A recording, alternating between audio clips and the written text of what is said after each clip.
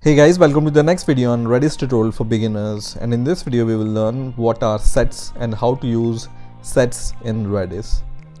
So first of all, what are sets? So Redis sets are an unordered collection of unique strings, right? So by unique I mean whatever values set contains, they are all unique, so no repetition is allowed here, okay? And they are unordered lists, so they are not ordered and they are unique.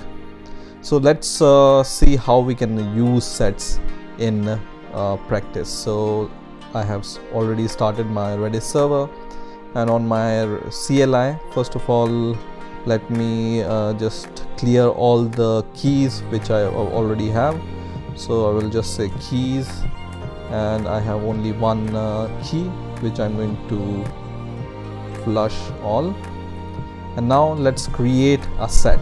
Okay, so to create a set you can just use S for set and then add. Okay, so S add and then give any name to a key. So for example, my set is a key here, and then you can add members here, one or many. Okay, for example, I want to have a set of numbers, so let me say this is my first set, so I will name it set 1, my set 1, and let's say I add here 1 2 3 4 for example. Okay, and I just press enter, which is going to create a set and add these 4 numbers. Now here I have provided 4 different numbers, right? So they are all unique. And to view the members of a set, you just do S members. Okay, so S members and the key name, my key name is my set 1, and you can view all the members of the set, right? Now for example, in this set I want to add one more value, so I just say S add and then my set 1, and I want to add 3 here, right? And I already know that here I already have 3 in my set, and I want to add one more 3 to the set, which is not allowed, right? So it's going to give me 0 in return. That means the 3 is not added to the set because 3 is already there. Okay, we can just prove this by using S members and then the set name. So you can see set is not changed, the values in the set remain same because they must be unique. Okay, on the other hand, when I do S set 1 5, which is a new member in the set, I can just verify this. So you can see this time it's added, and you can verify it with this value. If you get 1 here, that means the number is added to the set, and if you get 0 here, that means number is not added to the set, right? Now for example, if I want to know how many values are there in the set, so how many members are there in the set, so I can just do S card and then the name of the set, my set 1. Okay, my set 1, and I can see there are 5 members in the set. Okay, now let me create one more set. So I have my set 1. Let me clear the terminal first, and now I will create set 2. So set add or S add my set 2 here. Okay, and let me add some more numbers here. This time I will add for example 5 8 7 6 4 and 9 in this set. Okay, and then press enter, and I can view this set by S members here and the key name as set 2, and you can see these are the member of second set, right? Now if you have multiple sets, you can subtract one set from other using sdiff. Okay, so you can use sdiff, and this sdiff command returns the members of the set resulting from the difference between the first set and all other successive sets. So this is the difference. So I will just add my set 1 as my first set, and then I will just give the second set as my set 2. Okay, and then press enter, and it's going to give me the difference between these two sets. Let me show you the values of the set 1 also, so we can verify. So you can see in the set 1 we have value 1 to 5, and then in the set 2 we have values 4, 5, 6, 7, 8, 9. So from sdiff it's going to give you the values which are there in the set 1, but they are not there in the set 2. Okay, so these values, these three values are not there in the set 2, right? But 4 and 5 are there in the set 2, so they are discarded. So sdiff is going to give you the difference. That means whatever values are there in set 1 and not there in set 2. Now if you want to know the sdiff and save it into the third set, for example, then you can do that also. So you can just write sdiff and then store and then the destination. So I'm going to save the difference in a new set. So for example, my set 3, right? And then the difference between these two sets, so my set 1 and my set 2. So these three values will be saved in the new set, which is my set 3. Okay, press enter, and then you can see by s members my set 3, you can see all these values are saved in the set 3, which is the difference between my set 1 and my set 2. Now you can do the union also, union of the set. So for example, I want to do union, I can just write s union and the set name, so my set 1 and my set 2.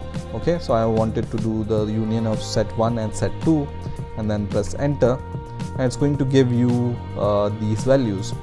So union means whatever values which are there in the first set also and second set also, the combination of that unique value, right? So all the unique value which are there in the first set and second set. So these value were in the first set and these value which are unique in the second set. So this is the combination of s union. Okay, and same you can do for storing. So you can just write s union store here. So just write s union store, and I'm going to store it in set 4, for example. So my set 4, the union of set 1 and set 2, right? Press enter and union is saved. I can do s member my set 4, and you can see now it has 1 to 9, which is the union of set 1 and set 2. Okay, so in order to store, use s union store. Now if I want to remove some members from a set, I can do s rem for removing a value from a set or member from a set. And for example, I want to remove some member from set 4, and I want to remove, for example, 9. Okay, and then press enter. It's going to remove 9 from the set 4, and I'm going to do s members once again, and you can see 9 is not there anymore. Okay, you can remove multiple values, for example 8, 7, 6 and so on, and these will be removed. So now I have only up to 5 values because 8, 7, 6 are removed. Now for example, I want to remove a random value from the set. So I don't want to remove a specific value, but I want to remove a random value. So for example, I can do s pop here to remove a random value from a set. So my set 4, for example, and for example I want to remove only one value from here, right? So I can just press enter. It says 3, so it has removed 3 from this set. Okay, so let's do s member s4, and you can see 3 is no more there in the set 4. Okay, so it has picked a random value from this set and removed it. Okay, I can give for example s pop my set 4. For example, I want to remove 2 random values, so I can just do that, and now it has removed 4 and 1 from the set, and now my set is only of 2 values or 2 members, 2 and 5. Okay, so spop is to remove the random value from the set. Now let me clear this terminal and let me just print the values of set 1 and set 2 once again. So set 1 has 1 to 5 and set 2 have 4 to 9. Now there is a command called sinter, and sinter command gets the element of a set after the intersection of all the specified set. Okay, so it's going to give you the intersection of all the specified set. So just do sinter, for example my set 1 and my set 2, and then press enter, and it's going to give you the intersection.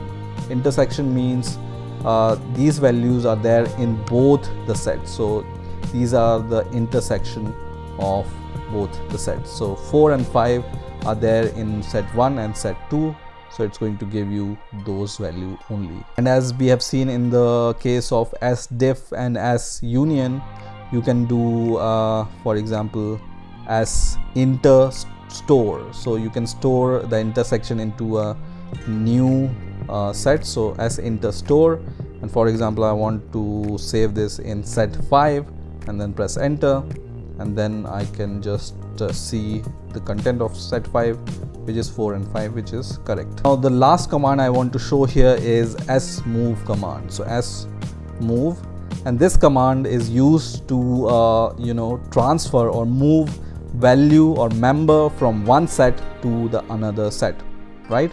So for example I want to move 1 from my set 1 to my set 2.